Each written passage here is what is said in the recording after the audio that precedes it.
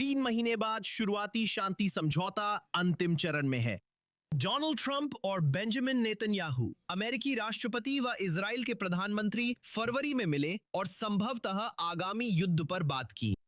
अब मई में आते हैं, दोनों एक ऐसे समझौते के लिए समर्थन जुटाने के लिए तैयार हैं जो युद्ध को समाप्त करता है, लेकिन अहम मुद्दों पर उन पर बहुत कम वादे किए गए हैं। महत्वपूर्ण प्रगति हुई है, हालांकि अंतिम प्रगति नहीं हुई है। अंतिम लक्ष्य यह है कि ईरान कभी भी परमाणु हथियार नहीं रख सकता। ईरान कभी भी परमाणु हथियार का मालिक नहीं बन सकता। राष्ट्रपति ने इस बारे में स्पष्ट रूप से कहा है, वे कभी भी परमाणु हथियार नहीं रखेंगे। वॉशिंगटन और तेहरान दोनों कहते हैं कि समझौता ज्ञापन आगे बढ़ रहा है। दोनों पक्ष मानते हैं कि इससे हॉर्मुज जलडमरू मध्य खुलेगा। भविष्य में ईरान को इसे बंद करने का अधिकार मिलेगा या नहीं, स्पष्ट नहीं है।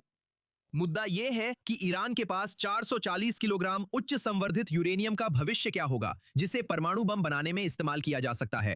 एक इजरायली अधिकारी ने कहा कि ट्रंप अंतिम समझौते पर तभी हस्ताक्षर करेंगे जब यूरेनियम सौंपा जाएगा, यानी अंतरिम समझौते में यह सवाल अभी खुला है।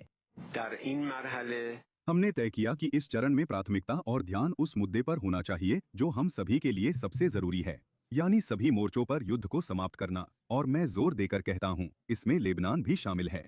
वॉशिंगटन में कुछ रिपब्लिकन जैसे सेनेटर टेड क्रूज और रॉजर विकर इस समझौते की निंदा करते हुए ट्वीट कर चुके हैं। इजराइल में अधिकारियों का रुख खराब समझौते को लेकर चिंतित लीक से बदलकर रविवार को एक आधिकारिक विवरण जारी करने तक आ गया। डोनाल्ड ट्रंप की कॉल, जिसमें उन्होंने यूरेनियम के मुद्दे पर वादा किया और लेबनान व अन्य जगहों पर खतरों के खिलाफ इजरायली हमलों का समर्थन करने का वादा किया, दिखाती है कि इजराइल अब समझौते का विरोध नहीं बल्कि उसका सर्वोत्तम उपयोग करने की कोशिश कर रहा है।